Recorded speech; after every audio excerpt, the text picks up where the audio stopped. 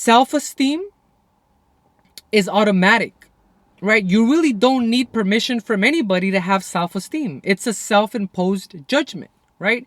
Your self-esteem is a self-imposed measuring stick, right? We all have a measuring stick that we impose on ourselves, and if we meet the criteria, then we have high self-esteem. And if we don't meet the criteria, then we have low self-esteem.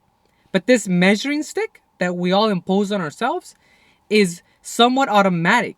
It comes from a judgment that we have from ourselves, right? It's involuntary, right? It just happens. You don't need to give yourself marching orders to do that. It just happens, right? We have a criteria. We either meet it or we don't. So in a way, we all have a psychological straitjacket, right? We're always judging ourselves and imposing these standards on our own psyche, right? And like I said, this attachment to always wanting high self-esteem, or this attachment of always having low self-esteem, they're both perversions of the mind, okay? They're both perversions of the mind. It's not having high self-esteem or low self-esteem that's the focal point.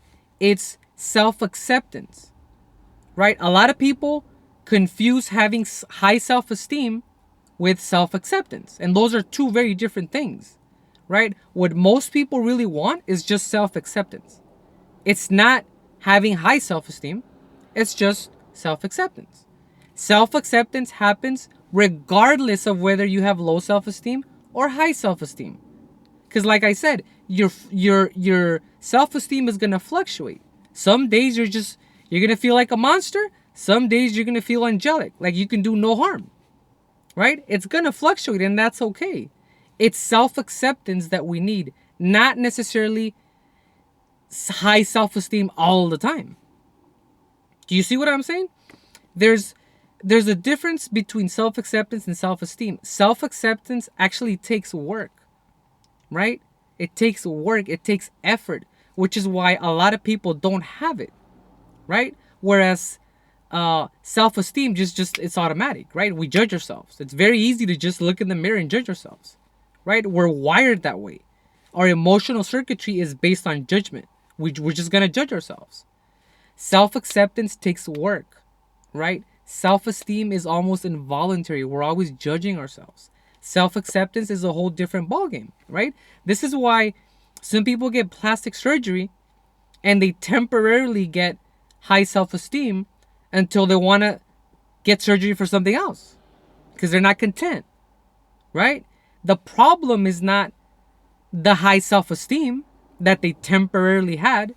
It's the judgment. The judgment is what makes someone say, I need to change this about myself, when it's not grounded in any healthy boundaries. It's just, I hope if I change this, I'm gonna have high self-esteem, right? When what they're really looking for is just self-acceptance, right?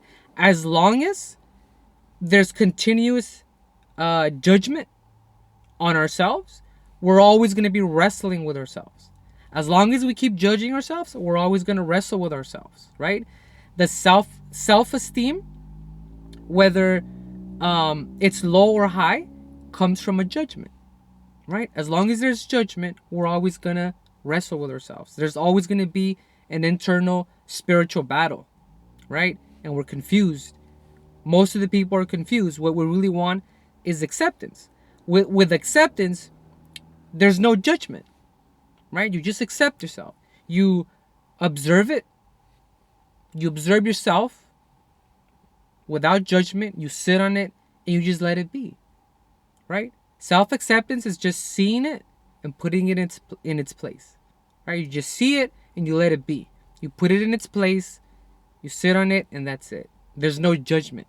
It is what it is, right? It just is what it is. There's no judgment at all.